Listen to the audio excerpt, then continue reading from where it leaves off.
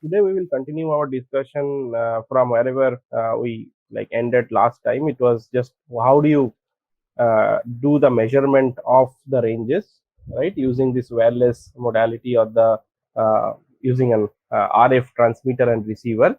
And in synopsis, this was the architecture, right? The way we were trying to compute the location of the unknown device or like the unknown location of the device xy, and this was being done using two things. One was the range information, and this range information was uh, basically computed, as you saw, using the channel impulse response, right? So this is something that we can get in the RF receiver side when there is an impulse that is being created on the anchor side, right? So it basically tries to send a packet. In case of we discuss things like Wi-Fi and ultra wide band, where a packet is sent and the packet is received by the receiver, and we studied protocols by which you can calculate the time of flight, right? And to get rid of the bias like the clock offsets and the synchronization problems in between the receiver and transmitter, we even looked at methods like two-way ranging, right? Symmetric two-way ranging, if you remember from the last class, how you calculated the range, right? Which is we tried as much as possible to make it uh, get rid of bias like hardware bias or the clock offsets in between two devices as much as possible, right? And as I told you, there are like further sophistications are possible, and but we are just in the interest of this class, we are keeping it to limited to whatever we have already studied, right? This already gives you a very good ranging accuracy, which is close to often a centimeter in case of ultra wideband. Okay, so this was the story. Call this as wireless ranging or RF aided ranging, where the main input to this thing was the channel impulse response, right? So this was the uh, main input to the time of flight computation or estimation system. Okay, and as we also understood that more noisy this data is, right, it will be more difficult to figure out the true value of time of flight, right? So this is something that we have learned in the last class, and the other thing we also learned is what is the relation of the resolution of this time domain components with the bandwidth of the signal.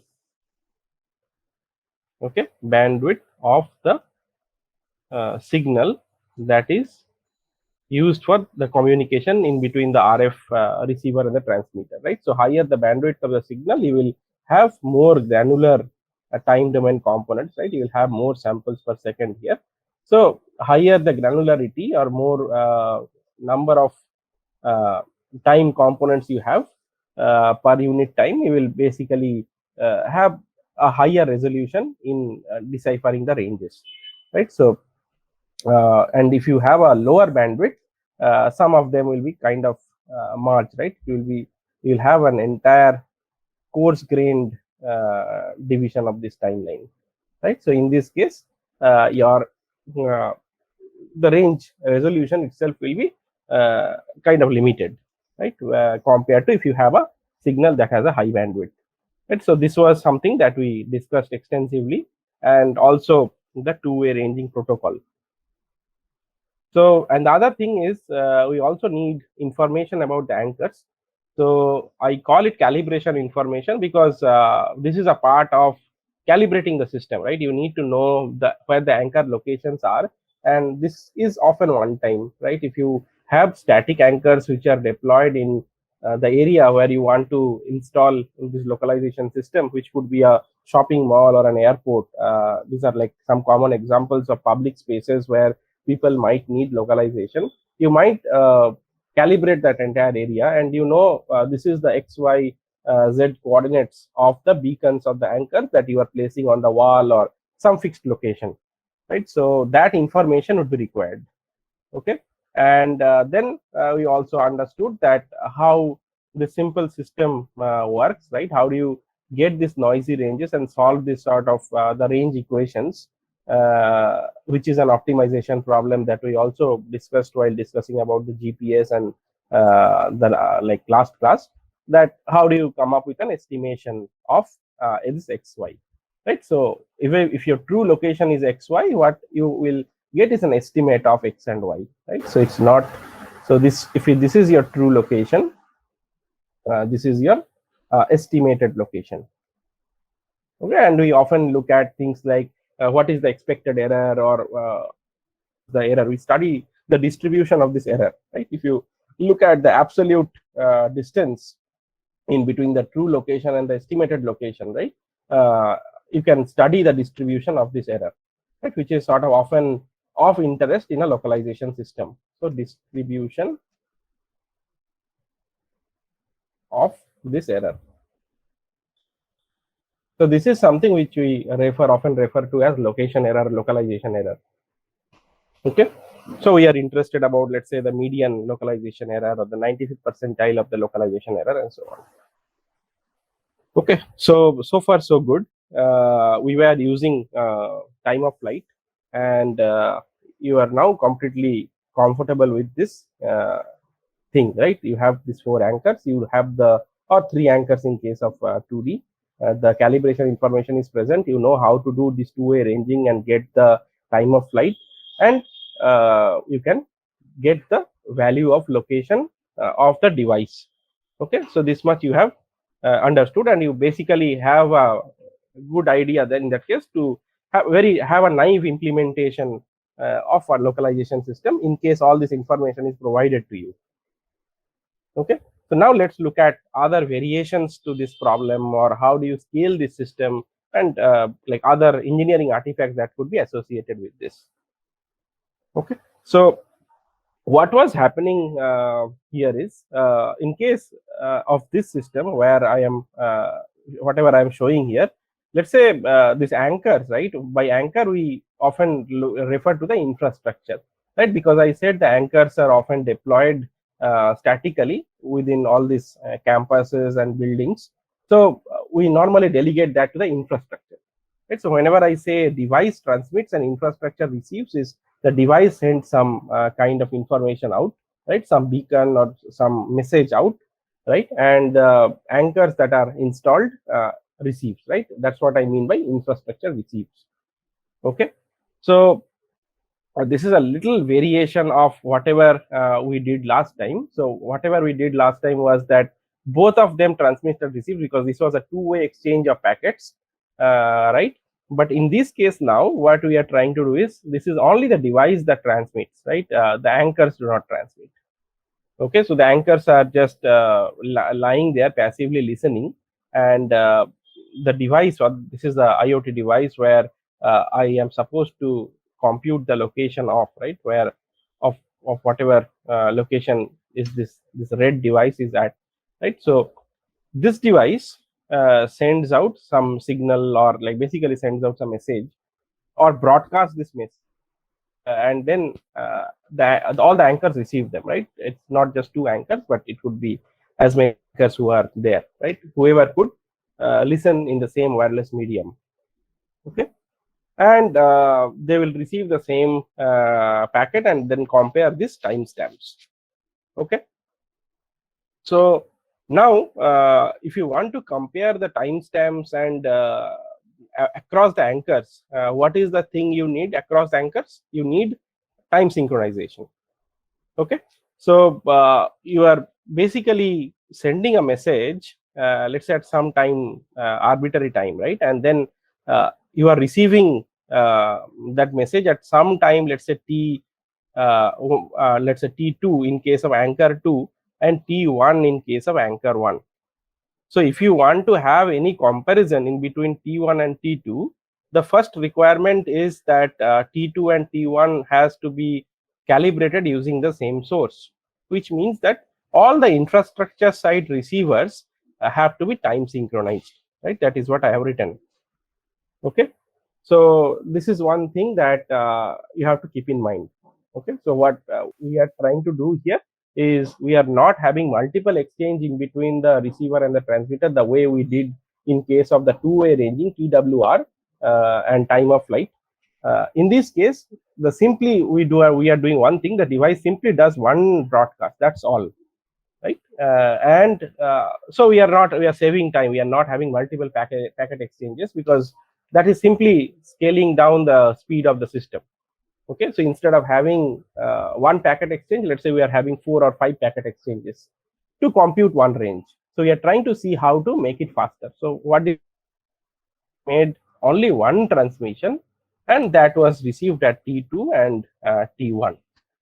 Okay, and then we said that we are interested in looking at or comparing T1 and T2, and we also said that if we want to compare them, we have to make sure that all the infrastructure side receivers are synchronized with respect to time.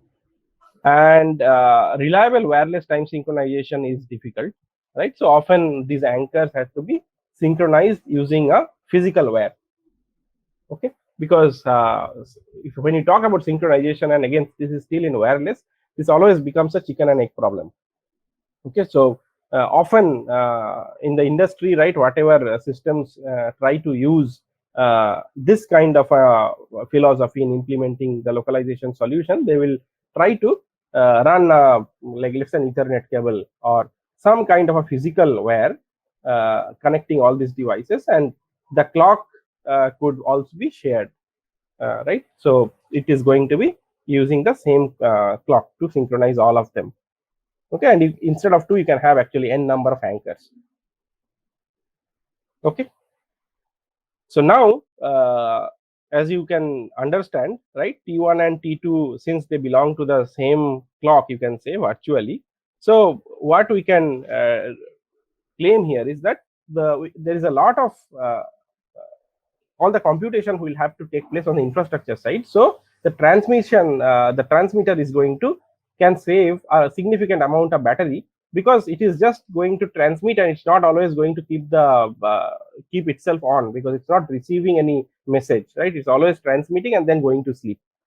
Okay, so that is one of the also intentions behind creating the system like this, right? And as you understand, we have already gotten the values of T1 and T2. From there, we can also calculate these values D2 and D1. Okay, so would it be possible to get D1 and D2 like this from T1 and T2? Anybody?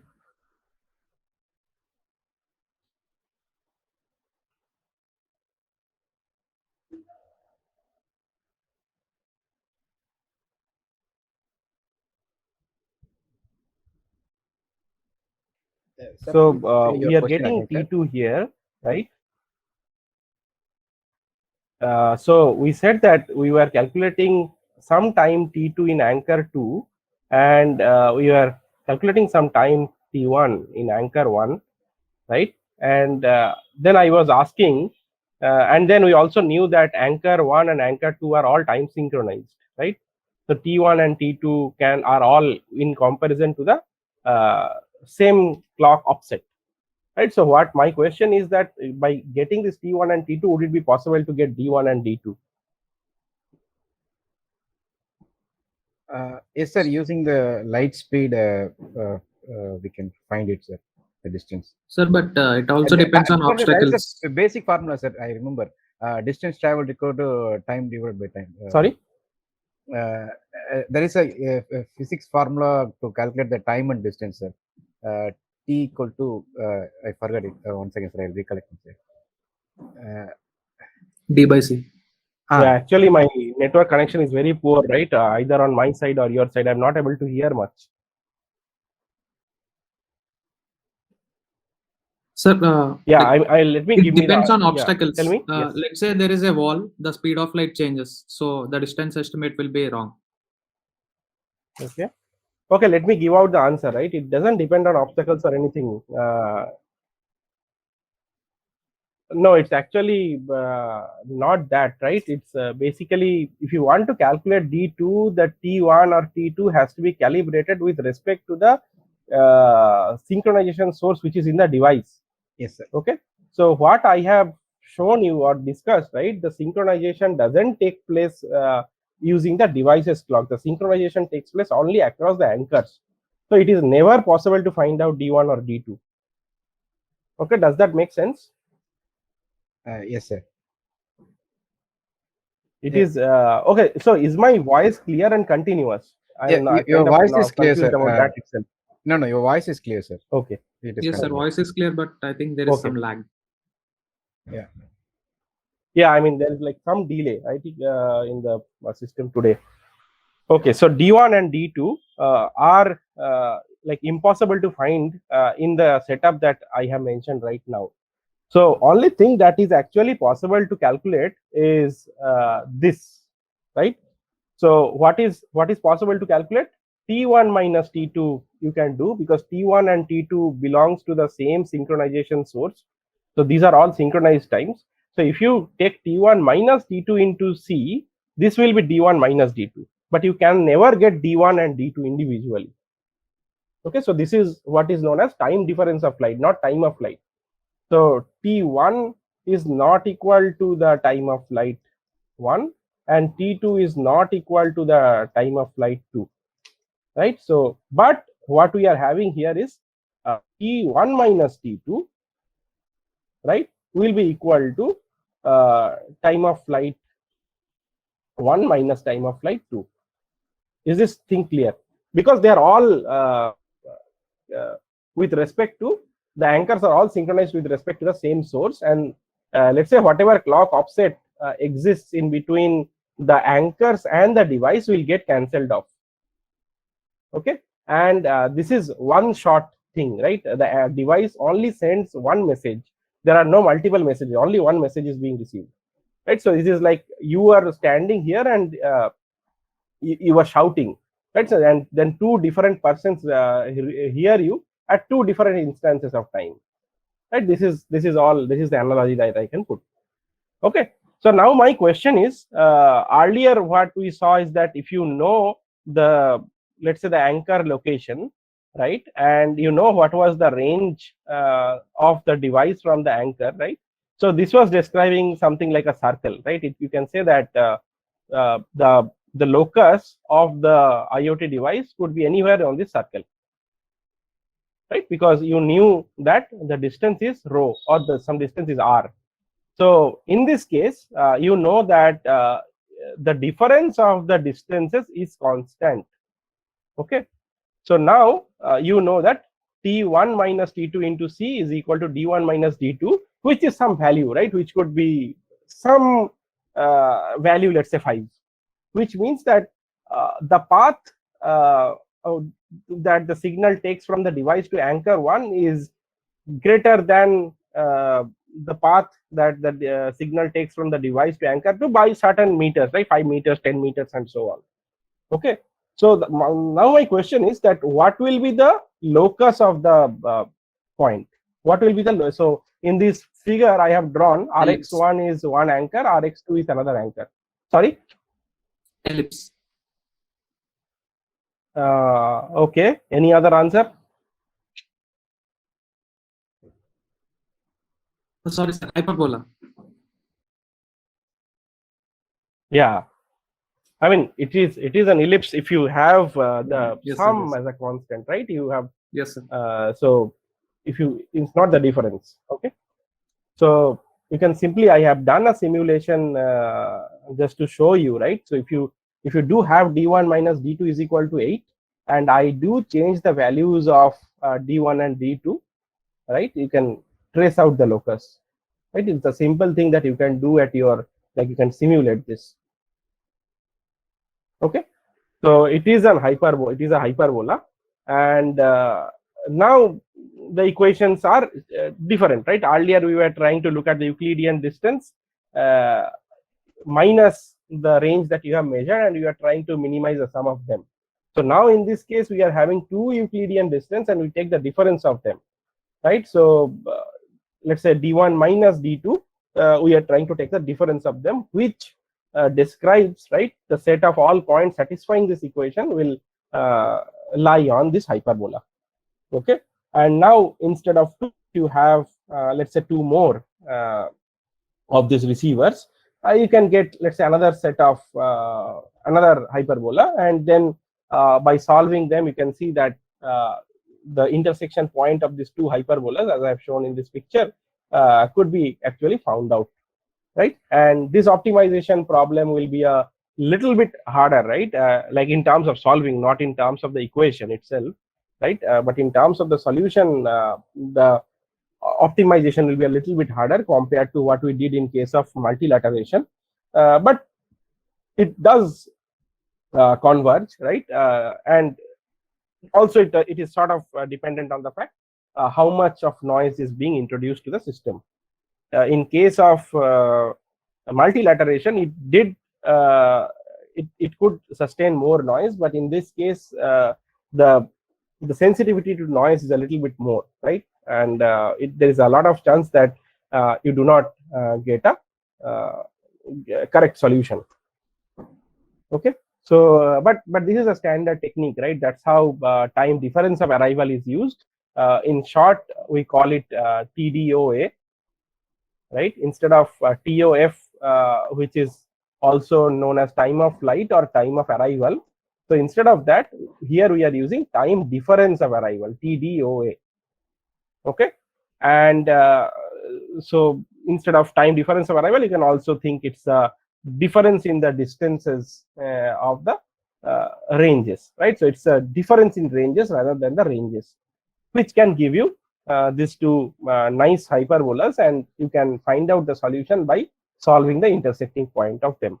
So this is another technique by which you can approach this problem, and now you can see in many cases you might not have the scope to find out the time of flight, right? Either your hardware is not that sophisticated, doesn't support, or your infrastructure you can do a lot of sophistication, so you can simply synchronize all the anchors and get the localization in one shot, right? There are no two-way packet exchanges that we had in TWR, right? If you remember, sorry, in not this one. If you remember, in the last class we had this discussion of two-way ranging, TWR. This was all to get the pure value of range by removing all the clock bias in between the devices. So here we are not doing anything like that. It's almost like the GPS. You have the, instead of the satellites, you have the anchors here. They are all synchronized, and we are trying to solve for the device location using the time difference of arrival. Okay. Okay. Now, what do you think is the limitation of this system? Okay, let's say you are really interested in deploying this system, right? So let me go back to the figure again. What would be the limitation of the system? Suppose you want to deploy it somewhere as an engineer. Okay, so what would be the first choice you would go with, right? Given that we have this thing, right? The device transmits to the system reference points, and the reference points or the anchor locations, they are connected to the cloud, and they can compute the location of the device. When would be a problem? Like, what would be a problem with this system?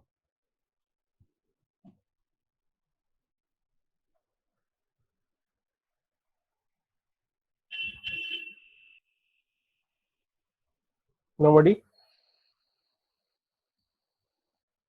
I mean, think as a deployment problem, right? Don't think mathematically, or don't think about the technique, right? Think about deploying this solution, right? What can go wrong?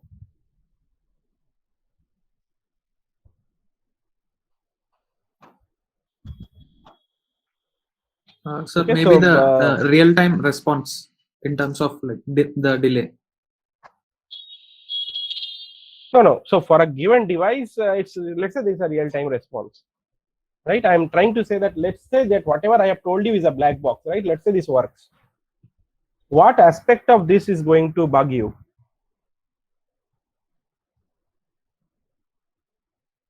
Okay, so let me give you the answer. All right.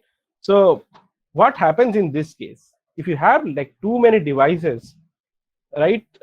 You cannot have a single time slot that is dedicated to all devices, right? Because then the anchors don't know whom to range, right? They will get all sorts of garbled information.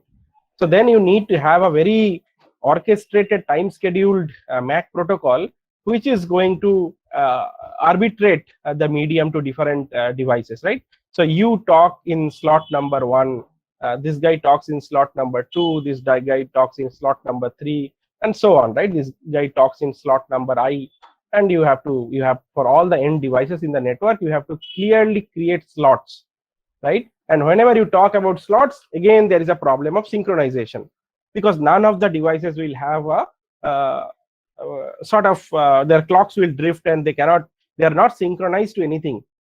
Okay, so as long as you have like 1 or 2 devices or a very, very few number of devices, it is fine. But this is not a good idea if you have n devices, right? If you have a lot of like 30, 40 devices, 100 devices, because what you are doing is you are transmitting, you are broadcasting, then this is received by all the anchors, and then your location is computed. Then only device number 2 can talk, right? And all of them has to remain silent. Then only device 3 can talk. Okay, so our purpose was to reduce the necessity of reception on the devices part, on the IoT devices part. But in this case, you cannot avoid the reception, because you have to keep your ears on to know that whether 2 is done, so that 3 starts, right? If you are the ith node, you have to know that whether I minus 1th node is done. So you need to keep on following the other guys, right? So that after they are done, I can only start my transmission. Okay, so this is the main problem with this thing. This approach is not scalable. Okay, so if you deploy this solution, it's going to hurt beyond a certain number of nodes, right? And all the logistics that we tried to save by not doing two-way ranging is not going to be showing up like as a benefit, right? You are going to get more penalty by doing all this kind of TDOA kind of an thing, right? And on top of that, you are anyway spending money to synchronize all the anchors, right? So that is some kind of an infrastructure cost that already goes. Then why do you do something like this? Okay,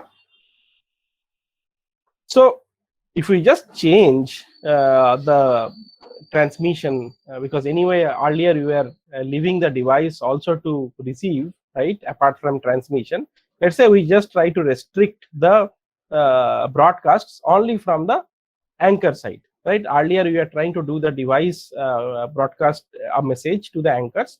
Now we have reversed the problem.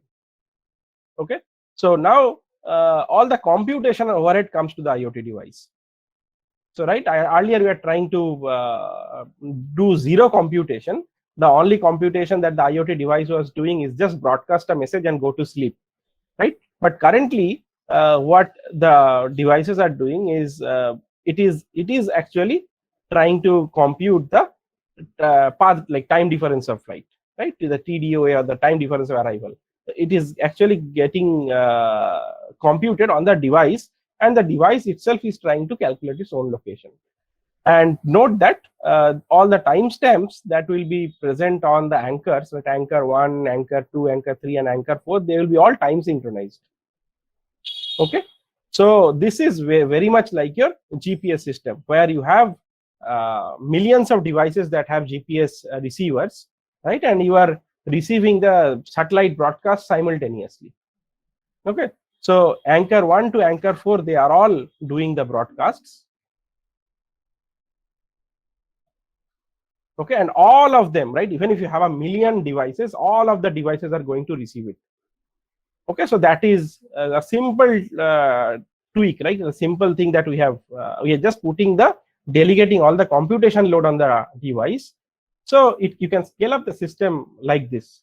Okay, so only place where you have to do some scheduling is on the anchor side. The anchors cannot broadcast at the same time, because they will just interfere with each other. So we have like, and they are all like hardwired, and they are all connected, right? They are all interfaced with each other.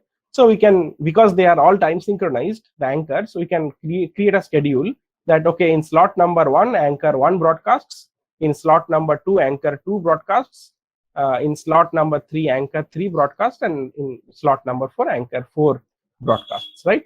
So these are like 4 time slots that will be wasted, and within this 4 time slots, we can get all the TDOA related information that will be necessary on the device side. Okay, so note that the device is not changing its location within this 4 time slots. That is the assumption. So within these 4 time slots, let's say this is several milliseconds, and within the several milliseconds we can very easily assume that the device is static, and you will get consistent value of time difference of arrival. Okay. Any questions with this system, how the reversal actually scaled it up? Okay.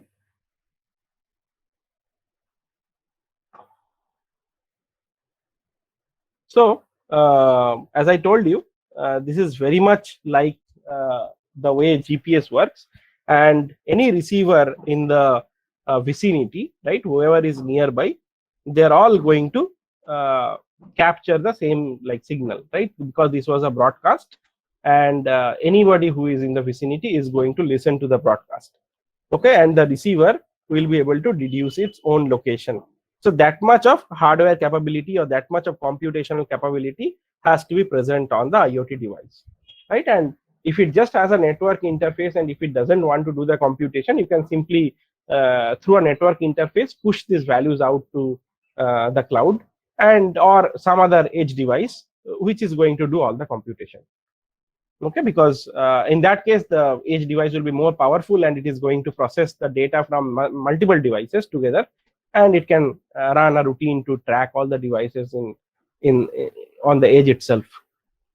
Okay, and one more interesting thing here is infrastructure need not be aware of the receiver's presence, right? If you want to do time of flight sort of a computation, the infrastructure and the receiver, right, or the IoT device, they have to be in sync, right? The infrastructure needs to talk to the given IoT device, do some range exchanges in order to figure out the true range in between the device and the infrastructure, right?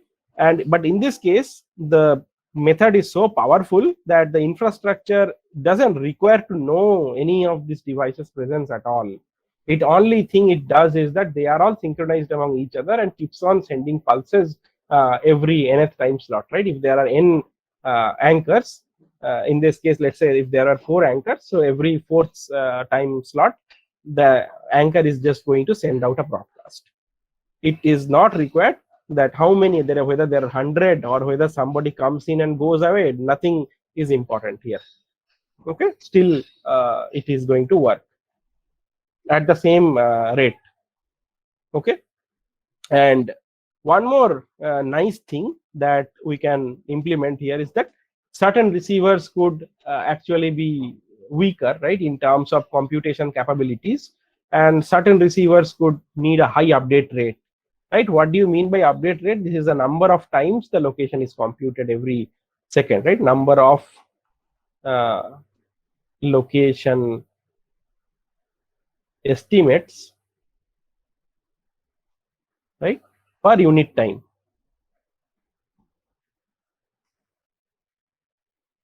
Okay, so now see, in this methodology, I really don't bother, or I don't have to be in dependent on other devices. Okay, so if you want to let's say calculate your location once every second, so you do that, right? Because nobody is stopping you from just receiving one set of data and computing your time difference of arrival, and from there you can create the location estimate. And if you are a device which requires a lot of location estimates per unit time, given that how many broadcasts are actually happening per unit time, you can even do that, right? So it is up to you. So that this system gives you the flexibility to do that. Okay, and again, this is completely privacy preserving. Why? Because the infrastructure does not know your presence, because it does not explicitly talk to you. It's just a broadcast. So from the broadcast point of view, the transmitting system is not aware of the receivers, right? There is no acknowledgement that is being done. Okay, so in that case also, this is very privacy preserving. So neither the location is known by the infrastructure, or your presence is not known by the infrastructure. Okay, so these are the good things. that could be brought into the system if you agree to synchronize the transmitters or synchronize the system of anchors. Okay, so that is the price you have to pay for the system. Okay, and this becomes like very much like a GPS. Okay, so what kind of applications you can have? You can, as you know, all these high scale things, right, where you have thousands and thousands of devices that requires real time localization. One of the like primary example is big warehouses, right, where you have like robots, right, who are like either helping in the logistic side or in the assembly line, right, in like wherever you have this Amazon kind of big warehouses, supply chains. They need to know like what container is where, what package is, how the system is moving, right. They have a lot of steps, right, where these devices are packed, and from there it actually goes out to the aircraft for loading, right. So there is a lot of steps, and so many devices are scattered around, so many items are scattered around, and as a manager it would be great if you can look at the real-time location of all these items, right, and it will be very easy to find an item if something is missing, right, because once you locate a device, you know the details of the underlying package, right. So you know very easily how to spot a missing item. Okay, and then if you want to talk about localizing human beings, you can think about like shopping malls, right. Let's say uh, you have created an app where you want to track people. Okay, so or you can give some value added service. Let's say if you want to go to some big supermarket and somebody uses an application of that supermarket and he wants to buy a certain item, right, he goes inside the shop and he says that I want to buy biscuits, and after that I want to buy rice, and after that I want to buy dal, and that's all, right. So if you use an app, right, it can very easily help you in navigating inside the stores. And you don't want, if suppose it's an unknown layout for you and you don't know where exactly the rice is, right. So once you give all the items you want to buy, that can help you in navigation. They can tell you that you go here, buy the biscuits, from there you can go to the dal section, and from there you can buy rice, and then you can go to the cashier for billing. Okay, so you can do all these added services on top of these kind of applications, and at the same time you can get a lot of analytics data, right, where people are going inside the stores, and all sorts of physical analytics you can get information about. Okay, and in the app what you are doing is that they have installed the app, that is your app, so you have complete control on the app. And in the app the information regarding your infrastructure, right, where the beacons are or where the anchors are, those informations are there, right. So if the infrastructure does not share this information with you, then it becomes a problem. Okay, as long as the infrastructure is ready to share the information with your localization algorithm, you are all fine. Okay, but whenever at the time when you don't know the location of the beacons itself, then it is not an easy problem. Okay, so any questions till here? Okay, so we have kind of understood time difference of arrival technique, right, apart from whatever we studied earlier, which was time of arrival or time of flight.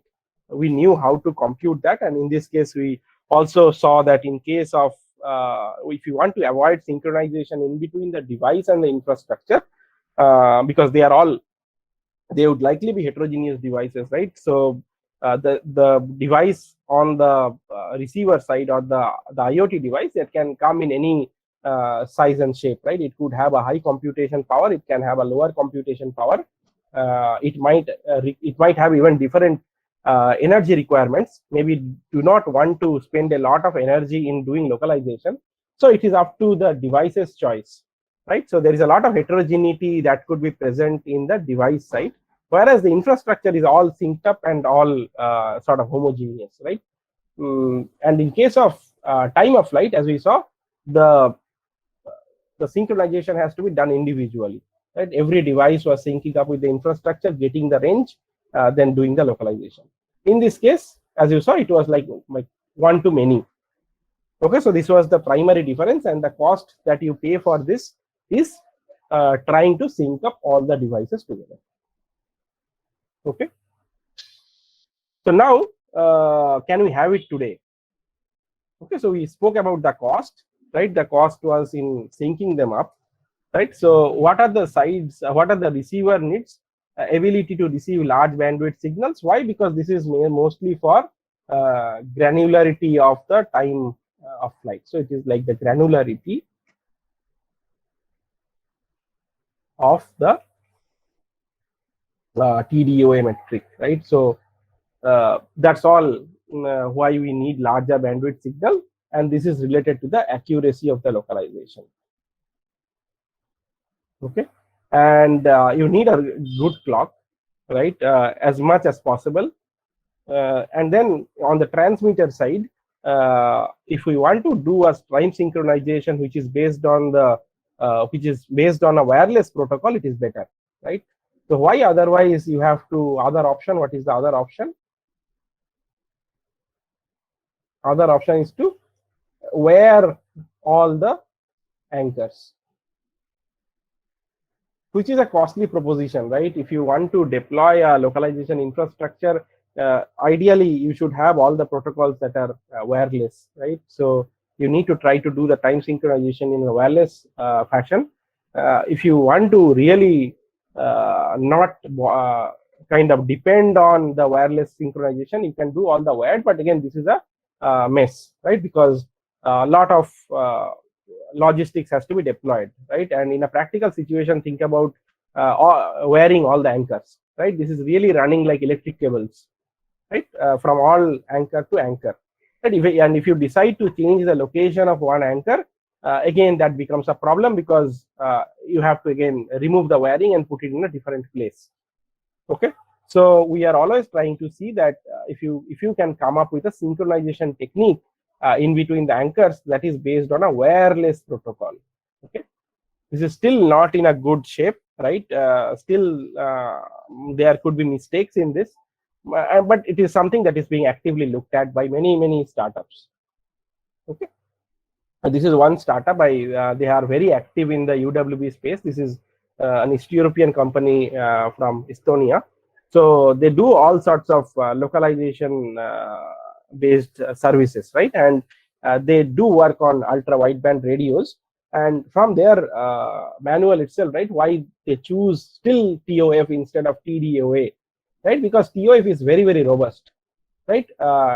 TDOA has all sorts of advantages, right? But they still used time of flight because of its robustness. There is too much that can go wrong with the time synchronization in case of TDOA. Not only that you spend or you invest all the time on doing the synchronization right, but often, as I told you, if you want to do a wireless time sync, there are a lot of things that can go wrong. And if that thing goes wrong, your entire system will be wasted, right? It's not that you are dropping down the duty cycle of your localization, it's that you are going to get wrong values of your location. Okay, so often many companies you will find right in this space will stick to time of flight, and they will say I will support 10 devices, I will support 15 devices, and so on. They will not say that I will support as many devices as you want. Okay, but if you really want to build a system like that, it will again be a costly proposition. You have to maybe ask for a higher price from your customers, and you have to basically deploy a very sophisticated solution so that your time of flight or sorry, the time synchronization works perfectly well. Okay, so listen, you can look at like other players in this space apart from Elico, who also deploys such solutions, and often TOF is preferred for many reasons, particularly time synchronization. And what are the different limitations? We are just assuming that everybody would be heard by the anchors, right? There could be certain devices which are outside the anchor's range. So you just need to make sure that we propose that area where you will be tracked. We kind of understand that very well. Okay. And the infrastructure, right? It might happen that if you want to have a wireless time synchronization, so the infrastructure also has to transmit as well as receive, because there could be other anchors in the system which could be transmitting, and you need to understand when is your slot to begin the transmission. So there could be a lot of switches in between in being a receiver and the transmitter, right? And every anchor attempts to calculate its clock drift from the others, right? Because these are all required because you want to do a time synchronization among the anchors in a wireless way. Okay, so these are like some of the limitations. Okay, any question regarding TDOA?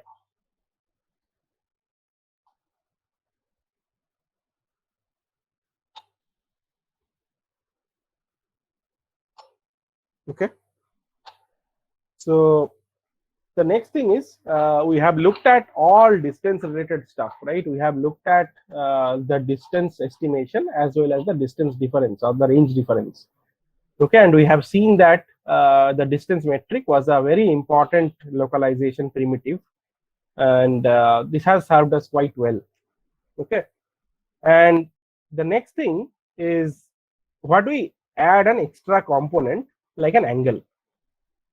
Okay, so if you have an angle along with the range, you can very easily localize a device. Why? Because earlier you were just measuring D1 and D2 and solving an optimization problem. Later you were trying to find out D1 minus D2, right? So in the first case you were trying to just look at the D, which was the time of flight. Then you were doing time difference of arrival, where we are looking at D1 minus D2, and now we are trying to look at D comma theta. Okay, so if you know D and if you know theta, you can very easily get the projection. So your x component would be D cos theta, right? And your y component here, it could be D sin theta. Okay, so you don't have to do anything in terms of processing all these range equations, right? So directly, if you are given the range and you are given the angle, you can figure out D sin theta and D cos theta, and that is the location of the node itself. So let us look at the way in order to figure out the angle. Okay, let's say this is an anchor, right? And the anchor is transmitting, but in this case, when the anchor is transmitting, it is using a directional antenna. What does it mean? That the power that is coming out from the anchor, right? Because it is transmitting a signal, and that signal is not, that the power is not uniformly spread in all the directions in the environment. It is concentrated in only one particular direction. Okay, so whoever is in that direction is going to get a strongest copy of the signal, and who are not facing that direction is not going to get a strong version of the signal. It is going to get a weaker version of the signal. Okay, so one possibility is to figure out the direction of the node by simply using a directional antenna. Okay, so when you have this antenna which is facing as shown in the picture, right? Let's say in this x direction, right? And what we will measure on the node of the device is the amplitude for a certain angle. Okay, so the amplitude with this angle, let's say whatever angle this means, will be sort of less, right? So the amplitude will be less because it is directly not facing the node. Okay, so the power will be dissipated in a different direction. Next, when it turns a little bit towards the node, the value of the amplitude is a little bit higher, as you see, compared to the last time. Last time it was here, now it has gone up to here. If you turn even more, it goes even higher, right? And later, again, it actually loses track, right? It is not directly facing the node, and it comes down. Okay, so what you could see a local maxima in the amplitude, and this is roughly going to tell you what was the actual angle in between the anchor and the node. Okay, because we are using a directional antenna and changing the direction every few degrees and trying to look at the profile of the signal strength with respect to different angles, we can figure out what was the angle. Okay, so this is one trick we can very easily play, right? So the angle with the maximum signal strength is going to be the angle of your arrival, or the angle in between the anchor and the node. But what we have now done is something known as mechanical beam steering, right? So this is, let's say, the antenna beam, right? So this is what is known as the beam, right, or the signal that we are, the power that we are radiating in a certain direction, and we are trying to mechanically steer the beam, right? Steer means rotating, right? The way you are, the way you do it in a steering wheel. Okay, so in this case also the beam is as if mechanically steered, and you are basically trying to find out at what steering angle I get the maximum signal strength. Okay? So this process could be slow. Okay, so this is a slow process. The signal strength data could be inaccurate, because sometimes what might happen if you happen to have an obstacle here, right? So for this particular value of the angle, it might show a lower value of amplitude, and whenever it turns in this direction, you might have a higher value, right? So there could be inaccuracies that could be because we are simply depending on signal strength, and signal strength is not although a proxy for the distance or the angle, but it's not a very good proxy, because signal strength depends a lot on the obstacles. Okay, and you might have signal strength in the vicinity. So right, you can have a local maximum or a local minima, and you can actually show a lot of locations which has the same signal strength as the AOA direction, right, the angle of arrival direction. Okay, so this could be the reason where mechanically steering this thing and getting the maximum amplitude and then choosing the angle like this might not be the best way to go. Okay, but this gives you an intuition about one way to capture the angle. So we will try to show you another setup where instead of having one receiver or one antenna, you can have multiple antennas. Okay, and in this system also we are trying to capture the angle of arrival. Okay, so what we are trying to use here is we are trying to look at the slight variations in distances from multiple antennas. Okay, so if you have in this case we have two antennas and you have a source which is located far away, what will happen is that if there is a signal that is being transmitted from the node here, right, the distance node, the paths that the signal will travel will be slightly different for these two antennas because they are at two different locations, right? So it's like you will have a D1 distance here and you will have a D2 distance here, isn't it? Because they are at two different locations. Okay, so we are assuming that the node is far enough, right? So we can call that this ray is like parallel, right? So that just from the interest of the geometrical interpretation, we can say that the rays are parallel here, which basically means the distance we have in between the two antenna here is much smaller than the distance in between the antenna and the node. Okay, so the node is far away. Okay, and we can very easily do this approximation. We can say that the rays are parallel. Okay, and we are interested in finding out the angle in between the antenna system and the node. Okay, so how we are doing it? We are primarily looking at this angle theta. Okay, so this theta is the angle of arrival. So that whenever we say angle of arrival, this is basically theta. And as I told you, we are interested in the path difference of the two copies of the signal that are being that are reaching the antenna 1 and antenna 2. So what is the difference in their path? The difference in their path will be d cos theta, where theta is the angle of arrival and d is the distance in between these two antennas. Okay, so there is a receiver and the receiver has these two antenna that are connected, right? And the physical distance in between them is d. If the angle of arrival is theta, the path difference of this thing will be d cos theta. If there is any question, please stop me, right? Because nobody is asking questions, so I'm kind of assuming you don't have any question. I'm trying to explain, right? If you have any doubt, please stop and ask me. Okay, so this is very simple geometry till now. Okay, so what will be this d cos theta value? So d cos theta is what we call as the path difference. You have already studied waves in your high school, right? So this is the path difference. Okay, what is this path difference is equal to? So the path difference is equal to, we can write this equation, right, as 2 pi into the path difference is equal to the phase difference into lambda. Okay, so this is something that you have studied while studying all these waves, right, in your 12th standard or 11th standard. What is the relation in between the phase difference and the path difference of a wave?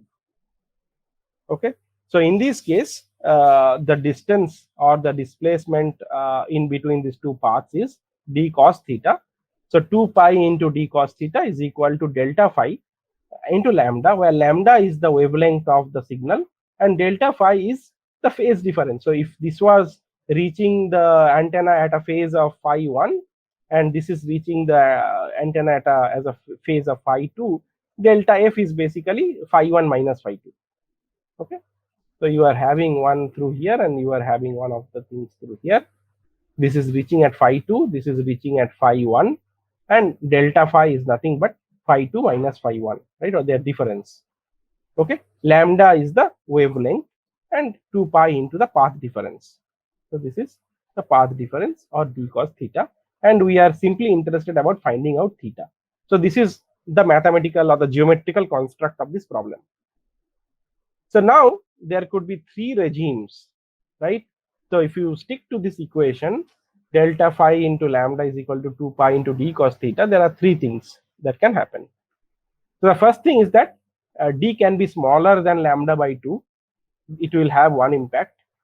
D could be between lambda by 2 to lambda. It can have another impact, and we'll show what it all of these things mean. And d could be greater than lambda. Okay, so as you see that there is a definite relation in between d and lambda, so that is something that should attract your attention.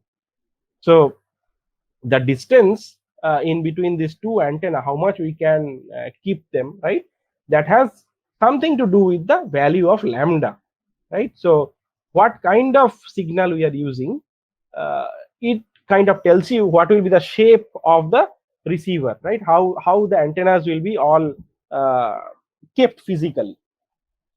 Okay,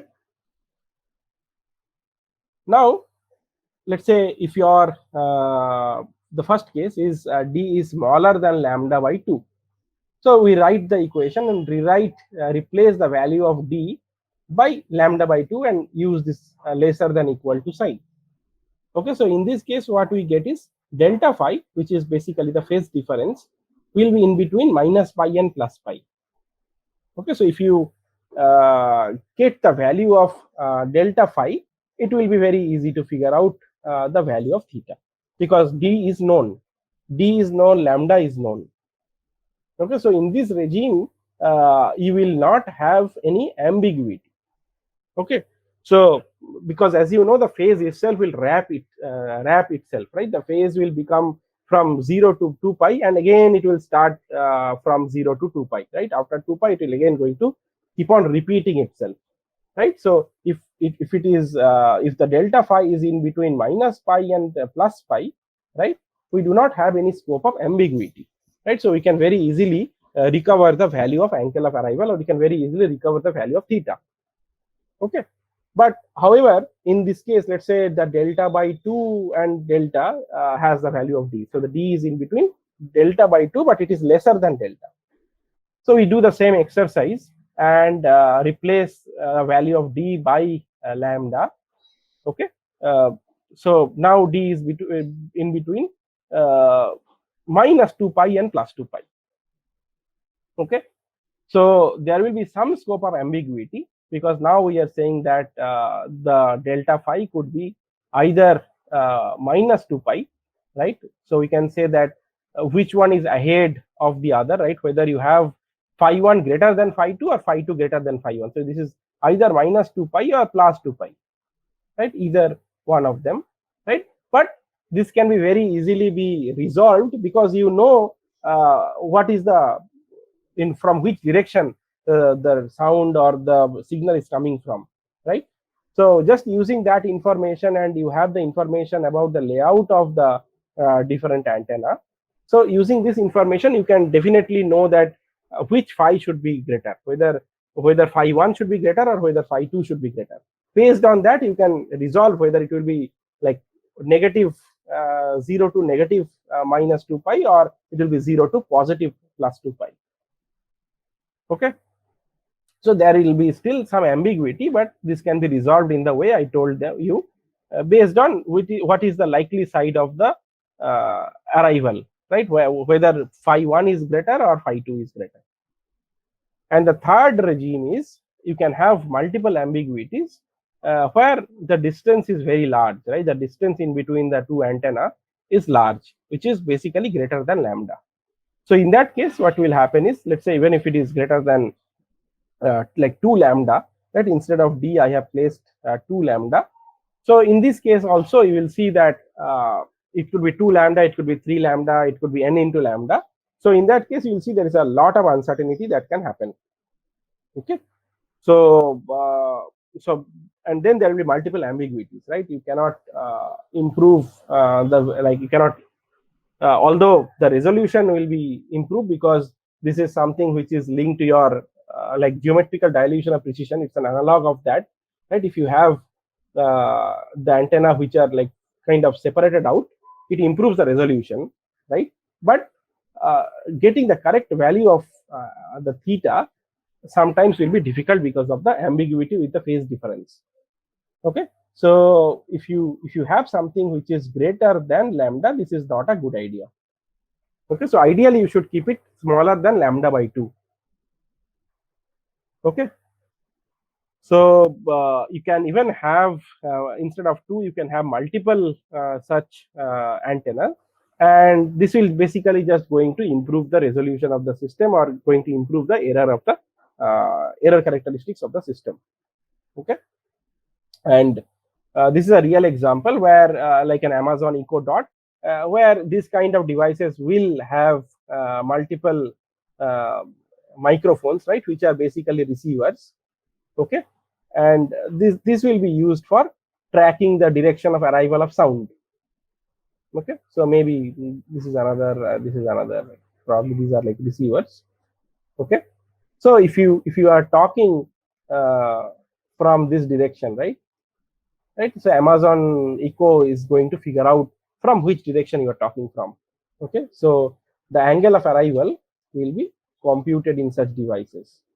So this is what you call as a circular array. So instead of keeping them in a straight line, they have made sure that they are in a circle.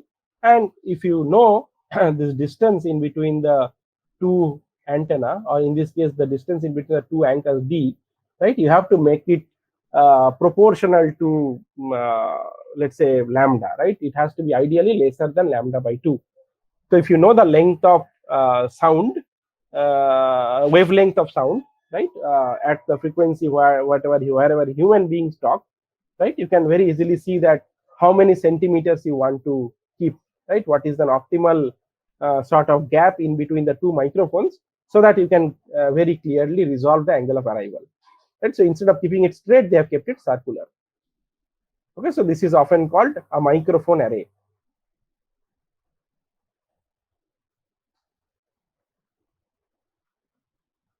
Okay, so such systems also exist, right, in your phone, right? In case of 5G, it is often required what is the direction of your phone with respect to the base station, right? If you open up some like, you probably won't have hands on this kind of device, but there are 5G radio where you will have this antenna array, right, within the within the device itself, right? This is like an antenna array. Okay, and they can be used to figure out your direction with respect to the base station, right? So these are like typically small cells, right? They are called small cells or femto cells, right? And if they are 5G enabled, they want to direct their beam towards the direction of your phone. Okay, so that you get a very good connection, you get a very good connectivity. Okay, so for that they need to continuously localize you or track you, right? And based on your tracking, that beam will be always aligned in your direction. Okay, so that is one of the typical problems that arise in 5G use cases, right? Where a particular cell phone or any 5G enabled device has to be continuously tracked and the beam has to be directed towards that particular device. So that is another application of knowing the angle of arrival, right? And you can have this thing like this arrays of receivers, right? Which is a gigantic system of this radio telescopes where they are trying to find out from which angle a particular signal from outer space arrives, right? They are all starting from the same Naive principle, right? Whatever we have discussed in class, the same geometry applies, but this is scaled up and sophisticated to the huge extent, right? So they know from which small corner or from which part of the sky a particular radio wave was received, right? And this kind of analysis is all done by all the space giants, right? Including NASA or ISRO and so on, who are all working with this deep space network, right? So they have this array of receivers. If you don't know, there is something called deep space network where they have kept this antenna at different portions of the earth, right? And all of them belong to your same system of, or like the antenna array, right? So combining the information from all these different antenna, you can figure out some in some intelligent way to know from which portion of the sky or from which portion of a certain galaxy you are receiving a signal, right? So as you are understanding that they have applications in many different domains, right? Starting from this Amazon Echo Dot or Alexa kind of a device to 5G to sort of outer space. Right. So with this, I'll conclude the today's lecture. So we have already looked at three classical techniques, right? One was time of arrival, including time two-way ranging computation estimation, right? And this was used to compute the location of the device. We also know how to handle noisy ranges. Then we looked at time difference of arrival, and we saw how we have to solve the problem where you have these intersecting hyperbolas and figure out the location of the IoT device. And then last but not the least, we also looked at angle of arrival, where we were trying to see that what will be the distance in between the two antenna in your antenna array, and what is the relation with lambda, or the signal that is being transmitted, and the physical dimension of the antenna array, right? D. Okay, so this is basically the form factor of the antenna array. So in case of sound, the antenna can be just replaced by microphone, because sound is another kind of a signal, and you can, all these principles do apply, right? It's just that it's not an electromagnetic wave, right? So it's a pressure wave, and there are like the microphones can detect its presence, right? And all the concepts regarding impulse response and everything applies, right? So nothing is different. The principles are all the same. So instead of an electromagnetic source or like a wireless radio source, you can have an acoustic source. Okay. So sound localization or sound source localization is another active topic. Okay, so with this, I'll conclude all the techniques, like classical techniques related to ranging and angle of arrival that we had to study for localization. And in the next class, with like 1 or 2 classes we will study a little bit about the radio fingerprinting, what kind of machine learning techniques, how can be applied to solve the localization problem, and how we can also look at IMU related data to do localization tracking as well as gesture recognition. So these are the two things that I'll cover, and then we'll wrap up the course and we'll have the exam and the end.